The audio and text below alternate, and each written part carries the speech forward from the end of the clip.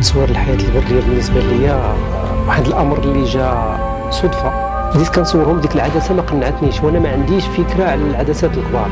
كيفاش يمكن لي نصور مثلا الطيور ونصور الحياة البرية؟ الإنسان هذيك الكاميرا وهذيك العدسة اللي كيتعامل معاها ما يكونش محدود. إلا تعطاتك الفرصة بدع. عارفينش بزاف ديال الطيور وديال الحيوانات راه كاينة في البرية ديالنا. التقنية ديال الحياة البرية خصوصا هنا بدات المسيرة.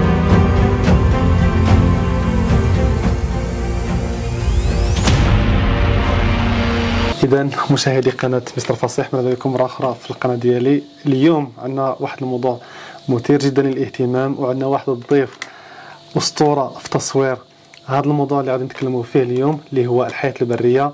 وغادي نستضيفوا السي حسن ودار، مصور الحياة البرية الأكثر شهرة في المغرب، وأنا بالنسبة لي كنعتبره أسطورة في عالم تصوير الحياة البرية. مرحبا بك السي حسن. بارك الله فيك سيدي محمد، شرف ليا، وهذا نهار كبير.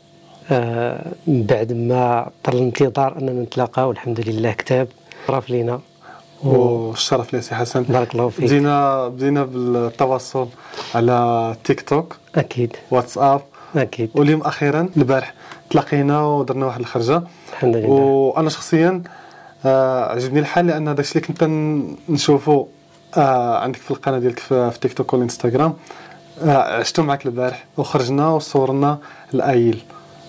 نعم. وغنخليك تكلم لنا اول حاجه على راسك، كيفاش بديت الحياه البريه؟ شنو هو اللي خلى الحياه البريه يثير الاهتمام ديالك؟ ونخليك الكلمه. هو في الحقيقه تصوير الحياه البريه بالنسبه لي واحد الامر اللي جا صدفه. انا كنصور منذ الصغر، من ايامات يعني الكاميرات ديال الفيلم. من بعد كنت كنصور اي حاجه صغيره، كاع لي مينياتور صغار كنت كنصورهم، وعزيز عليا انني نصور التصوير الدقيق، او لا ندير تكوين ديال المحاكاه ديال واحد المشهد ونصور ولو يكون صغير في مجسم صغير. كان عزيز عليا ندير محاكاه مثلا ديال اجواء طبيعيه بحال الثلج، وبهذا بسيارات صغيره، النتائج صراحه كتبهر. من بعد كنا في واحد الصيف، كان اعتقد في 2010، كانت عندي كاميرا صغيره فيها عدسه ديال 70-200، وكنا في البحر في الدار البيضاء. فاذا بيا كنلقى واحد الولاك تما، اول مره غادي نكتشفو، وغادي يبانوا لي فيه لي فلامو. بانوا لي فلامو، بديت كنصورهم. بديك اول مره غادي نشوف لي فلامو في الطبيعه، شيء طبيعي انه غادي يجيني شي حاجه اللي هي غريبه. بديت كنصورهم، ديك العدسه ما قنعتنيش، وانا ما عنديش فكره على العدسات الكبار نهائيا، ما عمرني ما شفتهم، ما عمرني ما شفت اللي كيصور بهم. بديت كنبحث كيفاش يمكن لي نصور مثلا الطيور ونصور الحياه البريه، لان عجبني هذاك التصور اللي انا خديتهم ولو بعاد، عجبوني صراحه. تنقلب من بعد تلقى راسي راني شريت عدسه كبيره وشريت كاميرا شويه كبيره. بديت كنتعلم من الكور كيفاش نصور، كيفاش من موراها انا كان كيحسب لي راه غير انا بوحديتي اللي كاين في المغرب كنصور الحياه البريه صراحه، لان ما عمرني ما شفت شي واحد، ما عمرني ما تلاقيت مع شي واحد. من بعد هذاك لولاكنيت اللي عندنا في الدار البيضاء، حيت متنفس ديال بزاف ديال المصورين، كيجيو ليه مصورين في العالم كامل صراحه. مني تلاقيت مع بعض المصورين تما، واخا اللي ما عندكش مشكل نذكر الاسماء، بحال السي محمد الادريسي، واحد الانسان طيب، تقريبا من بين الناس الاوائل اللي تلاقيتهم في هذاك لولاك، سبحان الله العظيم. وهي فاش بدا كيشرح لي الحياه البريه وعرفني بزاف على بزاف ديال الحوايج في الحياه البريه، صراحه ليه فضل كبير صراحه. من الناحيه التقنيه ديال الحياه البريه خصوصا، هنا بدات المسيره.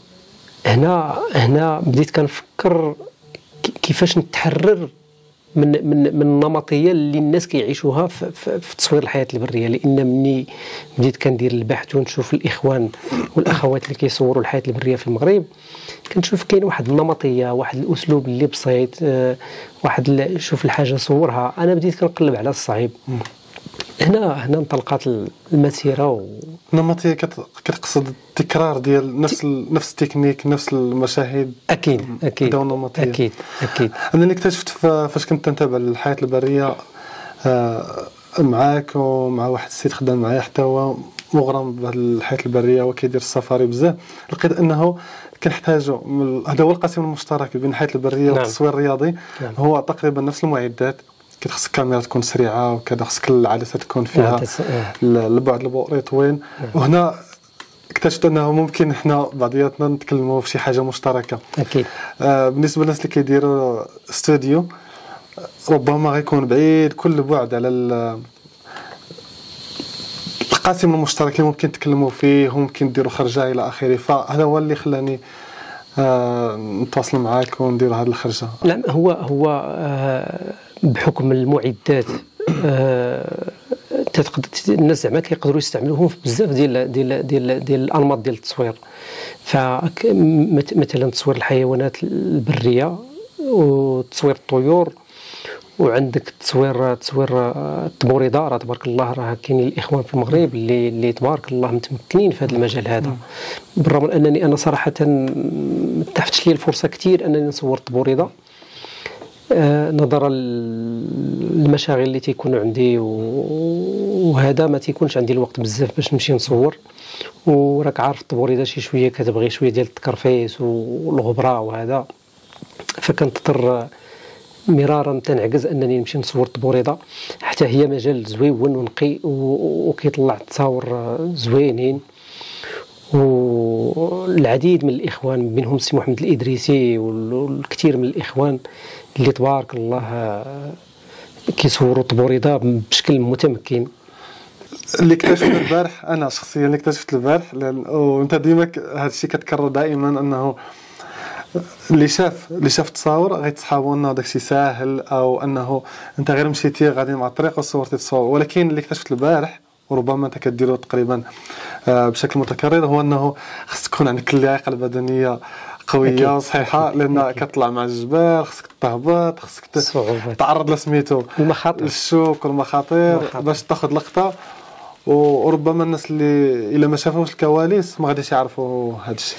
هو من خلال التعليقات اللي كنشوف بزاف ديال الناس كيديروهم من حقهم الانسان اللي ما عرفش ما عندوش درايه بواحد الميدان من حقه انه يقول اي حاجه زعما جات على باله. هو بزاف الناس يقول لك هاد التصاور كاين اللي تيقول لك من المستحيل اصلا انهم يكونوا زعما واقعيين، بالرغم من ان احنا في هذا المجال هذا محرم انك دير روتوشينغ للصور. محرم انك مثلا تشد واحد الطائر وتزيد ليه الالوان مثلا، ولا تزيدوا شي حاجه واحده اخرى. هي الخلفيه عليها جدل. كاينين مصورين حتى في اوروبا ولا في امريكا ولا في العالم كامل، كاينين مصورين اللي ما عندهمش اشكال انك دير خلفيه، وكاينين المصورين اللي تيقول لك لا انا تنبغي صوره تكون طبيعيه 100%. انا من الناس اللي تنقول الصوره خصها تكون طبيعيه 100%. والعديد من الناس والعديد منهم تيقولوا لي هاد الصور اللي انت كتحط راه كتقادهم بالفوتوشوب وهذا عاد كيمكن لك تحطهم. انا لا، الصور كنقادو فيهم حاجه واحده، الاضاءه والكروب والشاربنيس فقط. الالوان والخلفيه وهذا ما كنقيسوش صراحه.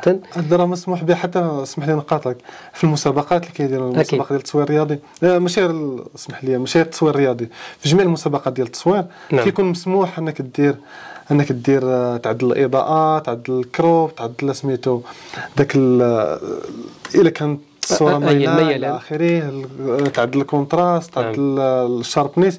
هاد الامور مسموح بها حتى في المسابقات. وانما تزيد تنقص وكذا وتستعمل الفوتوشوب وتزيد الاشياء، هذا غير مسموح به. حتى انا كنفضل انا نحافظ على الصوره.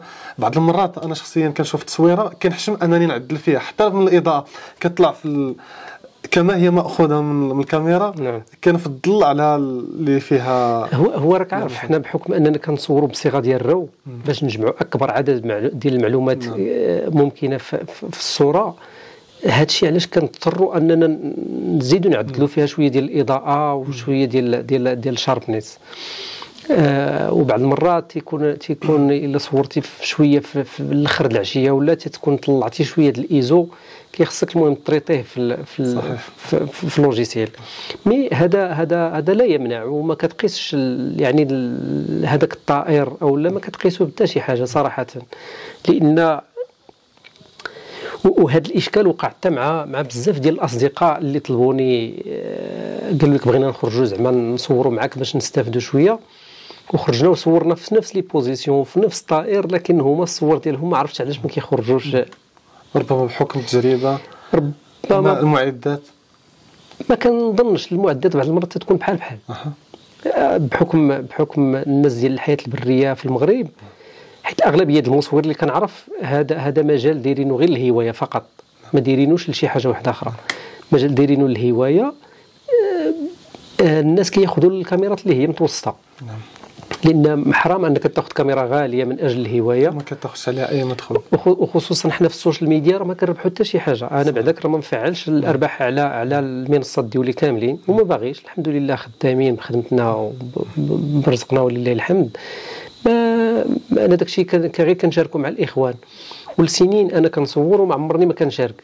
كنشارك غير مع الاصدقاء، تتوريهم في التليفون ديالك ولا في البيسي ديالك وتيبداو يطلبوا لا وهذا الشيء يشاركوا مع الناس يشوفوه الناس، هذا الشيء زويون، خص الناس يعرفوا الطبيعه ديالنا شنو فيها. والغريب في الامر ان الاغلبيه ديال الناس ما عارفينش بزاف ديال الطيور وديال الحيوانات راه كاينه في البريه ديالنا، وانا منهم. ملي كيشوف هذوك الطيور تيقول لي لا مستحيل هذا يكون عندنا. لا خويا كاين غير ما عمرك ما شتيه، يقدر يكون تيدور غير حداك وما شتيهش. من بين الحوايج اللي الحمد لله حنايا كنقاوموا وكنضلوا نغوتوا يعني وكنصوروا وكنبارطاجيو. علاش؟ باش نوصلوا رساله، لان البريه راك شفتيها راه نهار على نهار كتدمر. صحيح.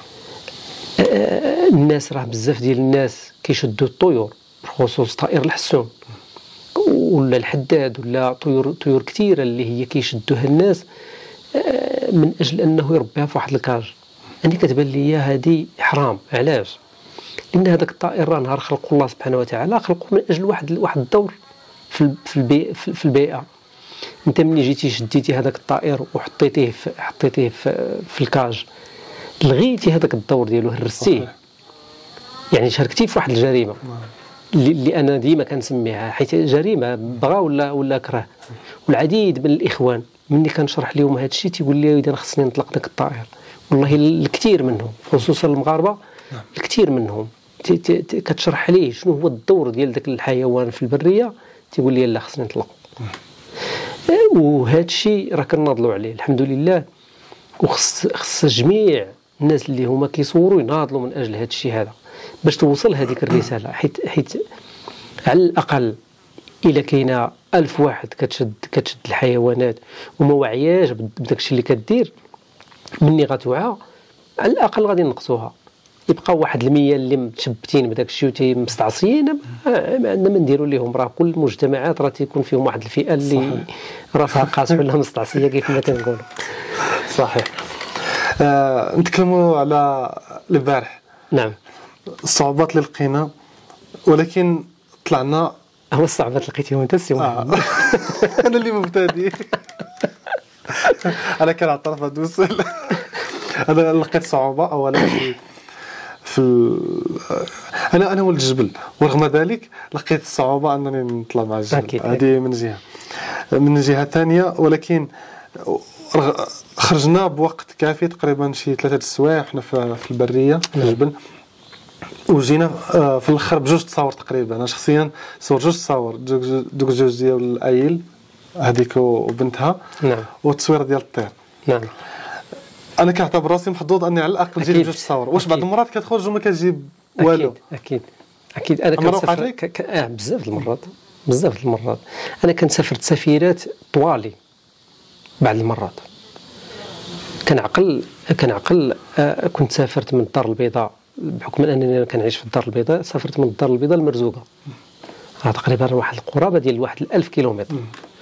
وعاد زيد المصاريف ديال الطريق، زيد المصاريف ديال المبيت، زيد بزاف ديال الحوايج، ما صورت حتى تصويره، ما صورت حتى تصويره. صورت 2 تصويرات الفينيك وانا مشيت على قبل الفينيك، صورت ليه 2 تصور لكن بعد ما لقي حتى شي حاجه تحشم انك تقول هذه راني صورتها. ورجعت فرحان زعما ما كاينش مشكل. وهذه حاجه اخرى انا كنلاحظها انا حتى في الخرجات ديالي الا خرجت بغض النظر شنو، ربما تيقولوا انه الامر يتعلق بالرحله وليس الوجهه.